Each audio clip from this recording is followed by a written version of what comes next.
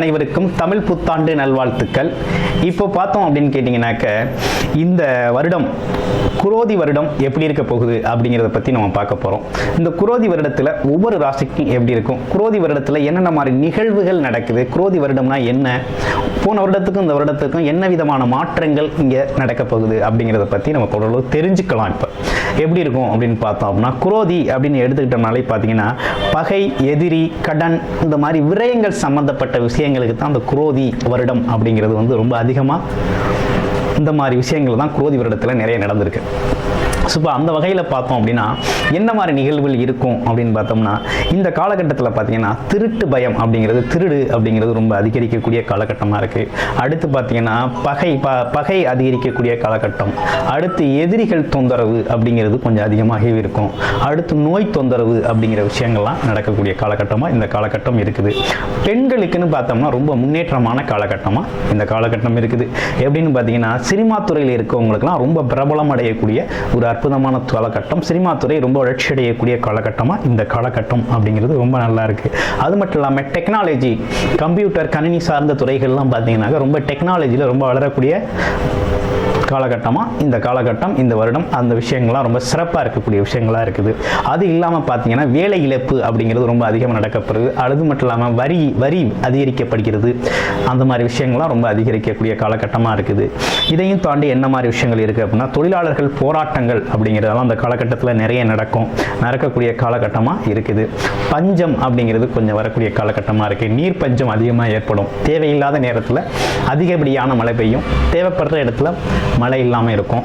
அந்த மாதிரி காரணங்களால் பார்த்தீங்க அப்படின்னு கேட்டிங்கனாக்க இந்த காலகட்டத்தில் அதனால் சேதம் அப்படிங்கிறது நிறைய நடக்கக்கூடிய காலகட்டமாக இந்த காலகட்டம் இருக்குது. இப்படிப்பட்ட விஷயங்களோட இந்த விஷயங்கள் ஆரம்பிக்குது. அது இல்லாமல் விபத்துக்கள், நிலநடுக்கம், அது கடல் கொந்தளிப்பு, நிலநடுக்கம், இந்த மாதிரி விஷயங்கள்லாம் இந்த காலகட்டத்தில் இந்த வருடத்தில் வரக்கூடிய காலகட்டங்களாக இருக்குது. விளையாட்டு வீரர்கள் ரொம்ப கவனமாக இருக்க வேண்டிய காலகட்டமாக இருக்குது. விமான விபத்துக்கள், அந்த மாதிரி விஷயங்கள்லாம் நடக்கக்கூடிய காலகட்டமாக இந்த சோபகிருது வருடத்தில் இந்த மாதிரி விஷயங்கள்லாம் முன்னிறுத்துகிறாங்க. இந்த மாதிரி விஷயங்கள் நடக்கக்கூடிய காலகட்டங்களாக இது இருக்குது. அது இல்லாமல் வேறு என்ன சிறப்பு விசேஷங்கள் இருக்குது அப்படின்னா, கோவில் தலங்கள்லாம் பார்த்திங்கன்னா இந்த காலகட்டத்தில் ரொம்ப அதிகப்படியான நிகழ்வுகள் நடக்கக்கூடிய காலகட்டமாக இருக்குது. குலதெய்வ கோயில்கள் கட்டுறது, வழிபாடுகள் அதிகரிக்கிறது. அடுத்து பார்த்தீங்கன்னா இஷ்ட தெய்வங்களை வழிபாடு செய்கிறது, கோயில்களை சீரமைக்கிறது, அன்னதானங்கள், மக்களுக்கு அன்னதானம் வழங்குறது, படிப்பு தானம் வழங்குறது, படிப்புக்கு தேவையான உபகரணங்களை வழங்குறது, இந்த மாதிரி விஷயங்கள்லாம் இந்த காலகட்டத்தில் நிறைய நடக்கக்கூடிய விஷயங்களாக இந்த குரோதி வருடம் அமையுது. குரோதி வருடம் அப்படிங்கிறது 60 வருடங்களில் 38வது வருடமாக குரோதி வருடம் இருக்குது.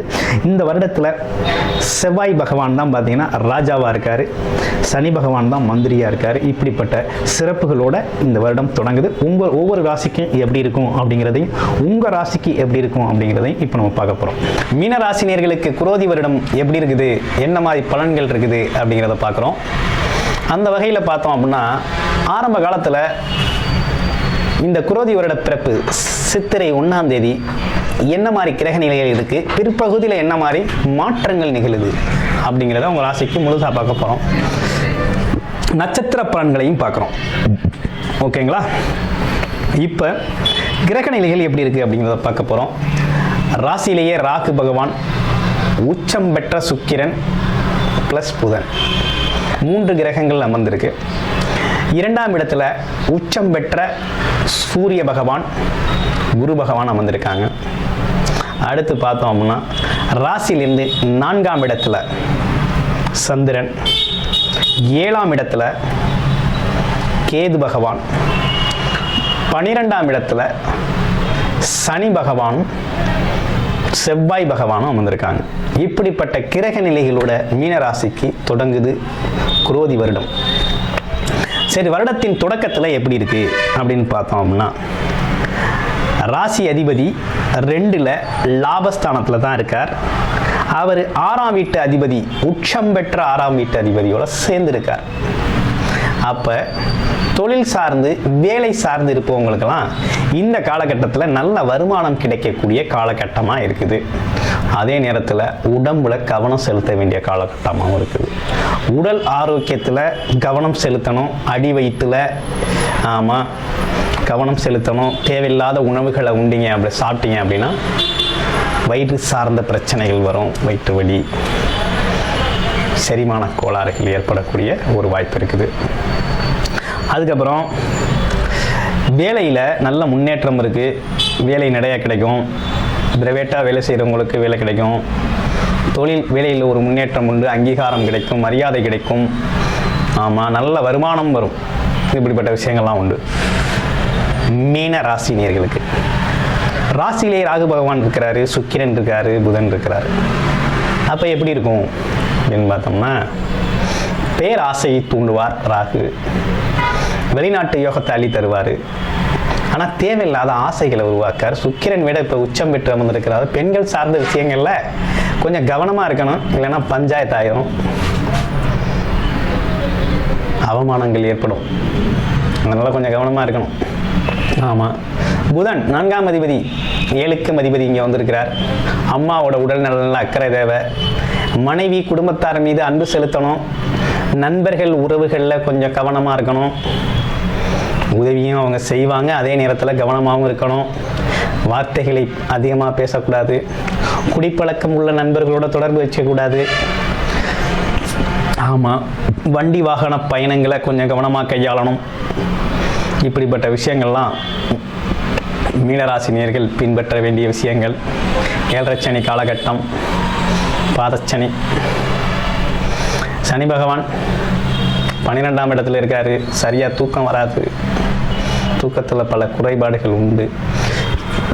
ஆமாம், கை கால்லாம் வலிக்கும், பாதத்தில் எரிச்சல் இருக்கும், இப்படிப்பட்ட விஷயங்கள்லாம் இருக்கக்கூடிய காலகட்டம். நரம்புகள் கொஞ்சம் பாதிக்கப்படும். ஆரோக்கியமான உணவும் உடற்பயிற்சியும் தாங்க உங்கள் உடம்பை காப்பாற்றும் இந்த காலகட்டத்தில். அந்த விஷயத்தில் கவனம் செலுத்துங்க. அதே போல் எண்ணத்தை ஒழுங்குபடுத்துங்கள், மனதின் எண்ண ஓட்டத்தை ஒழுங்குபடுத்துங்க, யோகா செய்யுங்க, மெடிடேஷன் பண்ணுங்கள், நல்ல தியானம் கற்றுக்கங்க, உங்களுக்கு நல்ல ஆரோக்கியமான எதிர்காலம் இருக்குது. 7ஆம் இடத்துல கேது, நண்பர்கள்,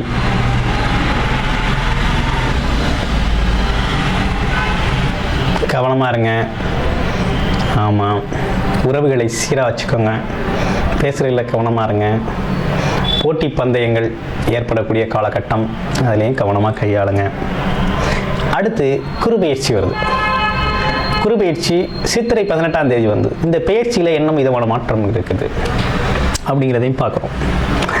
குரு பெயர்ச்சி அப்படிங்கிறது மேச ராசியில் 2ஆம் இடத்துல வாக்குஸ்தானத்தில் இருந்தவர், குடும்பத்தோட வருமானத்தில் இருந்தவர், குடும்ப ஒற்றுமை இருந்தவர்,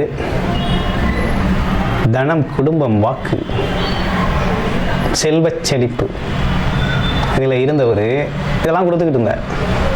ஆனால் நடந்துச்சு.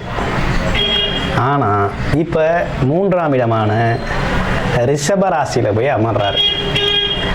ரிஷபராசியில் அமர்றதுனால உங்களுக்கு எல்லா விதமான பலன்கள் இருக்குது அப்படின்னா, திருமண யோகம் வருதுங்க. மீனராசினியர்களுக்கு ரொம்ப காலமாக பொண்ணு பார்த்துக்கிட்டு இருக்கோம்யா, பெண்களுக்கு மாப்பிள்ளை பார்த்துக்கிட்டு இருக்கோம், ஒன்றும் கிடைக்கல அப்படின்னா, இந்த காலகட்டத்தில் பொண்ணுக்கு மாப்பிள்ளை, மாப்பிள்ளைக்கு பொண்ணுன்னு அறிமுகமாகக்கூடிய, தெரியக்கூடிய, வரன் அமையக்கூடிய அமைப்பு அப்படிங்கிறது உருவாகுது. அடுத்து பார்த்தோம் அப்படின்னா 9ஆம் இடத்தை பார்க்குறாரு, 2க்கும் அதிபதி 9ஆம் இடத்தை பார்க்கறதுனால தாய் தந்தை உறவு, வெளிநாடு செல்லணும் முயற்சி பண்ணவங்க, தந்தை வழியில் இருந்த சிக்கல்கள் தீரும், தந்தைக்கும் உங்களுக்குமான உறவு பலப்படும், வெளிநாடு வெளியூர் பயணம் போகிறவங்களுக்கெல்லாம் வெற்றி கிடைக்கும், உயர்கல்வி படிக்கணும்னு திட்டமிட்டு இருந்த குழந்தைகள் உயர்கல்வி படிக்கலாம், உங்கள் குழந்தைங்களை வெளிநாடு அனுப்பலாம். அப்படிப்பட்ட அருமையான அமைப்பு இருக்கு. அடுத்து பார்த்தோம்னா உங்கள் ராசியோட 11ஆம் இடத்தை பார்க்குறார், 11ஆம் இடத்தை வளர்த்து விடுறார். அப்போ இதுவரையும் பட்ட கஷ்டத்துக்கு, இதுவரையும் செஞ்ச முயற்சிகளுக்கு கூலியாக மிகப்பெரிய வருமானம் பல வழிகளில் வரப்போகுது. பல விதமான வருமானங்கள் வந்து உங்களுக்கு நல்ல ஆதாயத்தை தரப்போகுது. ஷேர் மார்க்கெட் முதலீடுகள் உங்களுக்கு ஆதாயம், இடம் சார்ந்த முதலீடு, தங்கம் சார்ந்த முதலீடு, ஆமாம் கடை சம்மந்தப்பட்ட முதலீடுகள், தொழில் சம்பந்தப்பட்ட முதலீடுகள் அனைத்துமே பார்த்தீங்கன்னா உங்களுக்கு அற்புதமான நல்ல வருமானத்தை தரக்கூடிய ஒரு அமைப்பு அப்படிங்கிறது சூப்பராக இருக்குது. உங்கள் ராசிக்கு 10ஆம் அதிபதி அவராகவே இருந்து 3ல் இருக்கிறதுனால எடுக்கிற முயற்சி, தொழில் முயற்சிகள் அனைத்தும் வெற்றி பெறும். தொழிலில் சாதிப்பீங்க. உங்களுக்கு வருமானத்தில் குறைவில்லை, குடும்பம் அமைஞ்சிரும், குழந்தை பாக்கியம் ஏற்படும். ஒரு நல்ல விஷயங்கள்லாம் இந்த காலகட்டத்தில் உங்களுக்கு ஏற்படுது. உங்கள் வாழ்க்கை வளமாகும். வளமாகக்கூடிய ஒரு அற்புதமான வருடமாக இந்த குரோதி வருடம் உங்களுக்கு அமைகிறது. உங்கள் ராசி பூரட்டாதி, உத்திரட்டாதி, ரேவதி அப்படிங்கிற 3 நட்சத்திரங்கள் இருக்குது. பூரட்டாதி நட்சத்திரத்தை பொறுத்தவரை தொழில் அமையும். வேலை பார்க்குறவங்களுக்கு ப்ரமோஷன், பதவி உயர்வு, வேலை இடத்துல ஒரு அங்கீகாரம் உண்டு. இப்படிப்பட்ட விஷயங்கள்லாம் நடக்கும். ஆமாம்,